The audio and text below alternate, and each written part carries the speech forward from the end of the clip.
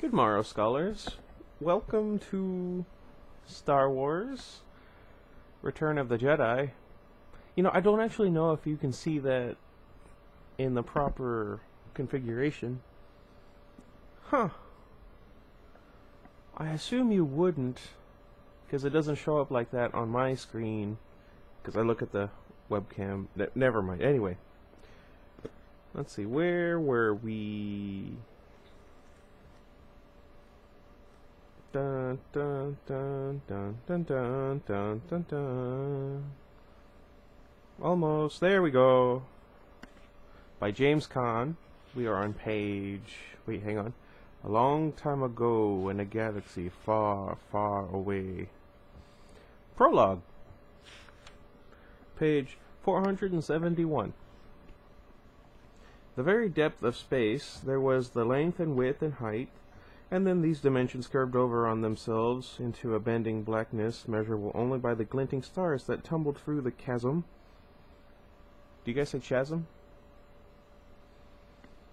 Cosm? I don't know. Anyway. Where was I? Receding into infinity, to the very depth. These stars marked the moments of the universe. They were aging orange embers, blue dwarfs, twin yellow giants. They were collapsing neutron stars and angry supernovae, anyway, that hissed into the icy emptiness.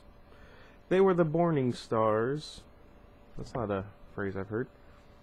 Breathing stars, pulsing stars, and dying stars. There was the Death Star. What? At the feathered edge of the galaxy, the Death Star floated in stationary orbit above the green moon Endor. A moon whose mother planet had long since died of an unknown cataclysm and had disappeared into unknown realms. The Death Star was the Empire's armored battle station, nearly twice as big as its predecessor, which rebel forces had destroyed so many years before, nearly twice as big, but more than twice as powerful, yet it was only half complete. Half a steely dark orb, it hung above the green world of Endor, tentacles of unfinished superstructure curling away toward its living companion, like the groping legs of a deadly spider. An Imperial Star Destroyer approached the giant space station at cruising speed. It was massive, a city itself, yet it moved with deliberate grace, like some great sea dragon. It was accompanied by dozens of twin-ion engine fighters, black insect-like combat flyers that zipped back and forth around the battleship's perimeter, scouting, sounding, docking, regrouping. Soundlessly, the main bay of the ship opened. There was a brief ignition flash as an Imperial shuttle emerged from the darkness of the hold into the darkness of space. It sped toward the half-completed Death Star with quiet purpose. In the cockpit, the shuttle captain and his co-pilot made final readings, monitored descent functions. It was a sequence they'd each performed 1,000 times, yet there was an unusual tension in the air now. The captain flipped the transmitter switch and spoke into his mouthpiece. "Command station, this is ST-321, code clearance blue.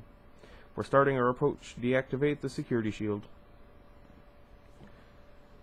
Static filtered over the receiver, then the voice of the port controller. "The security deflector shield will be deactivated when we have confirmation of your code transmission. Stand by." Once more, silence filled the cockpit. The shuttle captain bit the inside of his cheek, smiled nervously at his co-pilot, and muttered, "Quick as you can, please. This better not take long. He's in no mood to wait." They refrained from glancing back into the passenger section of the shuttle, now under lights out for landing. The unmistakable sound of the mechanical breathing coming from the chamber's shadow filled the cabin with a terrible impatience.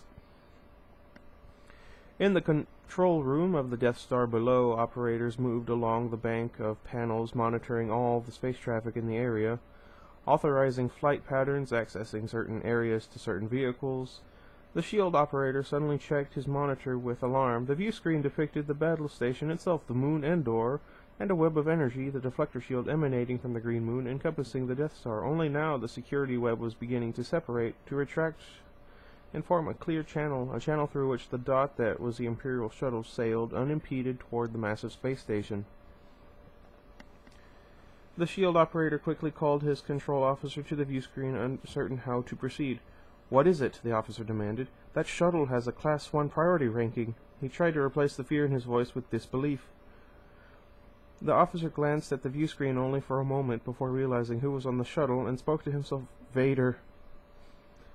He strode past the viewport where the shuttle could be seen already making its final approach and headed toward the docking bay. He turned to the controller. "Inform the commander that Lord Vader's shuttle has arrived." The shuttle sat quietly, dwarfed by the cavernous reaches of the huge docking bay. Hundreds of troops assembled in formation, flanking the base of the shuttle ramp, white-armored Imperial stormtroopers, gray-suited officers, and the elite, red-robed Imperial Guard. They snapped to attention as Moff Jerjerrod entered. Jerjerrod, tall, thin, arrogant, was the Death Star commander. He walked without hurry up the ranks of soldiers to the ramp of the shuttle. Hurry was not in Jerjerrod, for hurry implied a wanting to be elsewhere, and he was a man who distinctively was exactly where he wanted to be. Great men never hurried, he was fond of saying. Great men caused others to hurry. I kind of like that. Yet Jerjerrod was not blind to ambition, and a visit by such a one as the great Dark Lord could not be taken too lightly. He stood at the shuttle mouth, therefore, waiting with respect, but not hurry. Suddenly, the exit hatch of the shuttle opened, pulling in the troops in formation to even tauter attention. Only darkness glowed from the exit at first, then footsteps, then the characteristic electrical respirations, like the breathing of a machine, and finally Darth Vader, Lord of the Sith, emerged from the void. Vader strode down the ramp, looking over the assemblage. He stopped when he came to Jerjerrod. The commander bowed from the neck and smiled. "Lord Vader, this is an unexpected pleasure. We are honored by your presence." "We can dispense with the pleasantries, Commander." Vader's words echoed from the bottom of a well. "The Emperor is concerned with your progress. I am here to put you back on schedule." Jerjerrod turned pale. This was news he'd not expected. "I assure you, Lord Vader, my men are working as fast as they can. Perhaps I can encourage their progress in ways you have not considered," Vader growled. He had ways, of course, this was known, ways and ways again. Jerjerrod kept his tone even, though deep inside the ghost of hurry began to scramble at his throat. "That won't be necessary, my lord. I tell you, without question, this station will be operational as planned." "I'm afraid the Emperor does not share your optimistic appraisal of the station." "I fear he asks the impossible," the commander suggested. "Perhaps you can explain that to him when he arrives." Vader's face remained invisible behind the deathly black mask that protected him, but the malice was clear in the electronically modified voice. Jerjerrod's pallor intensified. "The Emperor is coming here?" "Yes, Commander. And he will be quite displeased if you are still behind schedule when he arrives." He spoke loudly, to spread the threat over all who could hear. "We shall double our efforts, Lord Vader," and he meant it. Sometimes didn't even great men hurry in times of great need? Vader lowered his voice again. "I hope so, Commander, for your sake. The Emperor will tolerate no further delay in the final destruction of the outlaw rebellion. And we have secret news now." He included Jerjerrod only in this intimate detail. "The rebel fleet has gathered all its forces into a single giant armada.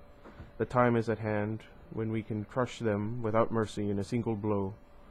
For the briefest second, Vader's breathing seemed to quicken, then resumed its measured pace like the rising of a hollow wind. Well, interesting, huh? Okay. It was a short chapter because it was a prologue. I may do a chapter 1 just because I can. I don't know. I haven't decided. Sorry this went up so late. I'd like to say it was because I was trying so hard to beat Serena off screen for you guys, but no, the truth is, I had to walk home again last night and I was really tired, but I couldn't fall asleep. So I was watching like Arrow and The Late Show with Stephen Colbert and The Nightly Show and The Daily Show. Not in that order. Oh, and South Park. South Park was funny. So I just didn't go to bed until like about 2:30. I mean, I woke up an hour ago, but my computer had a bunch of updates to do. So yeah, anyway, before I ramble for another minute, Let me know if you guys are interested in Serena, or if I should start reading Twilight. But until next time, goodbye everybody.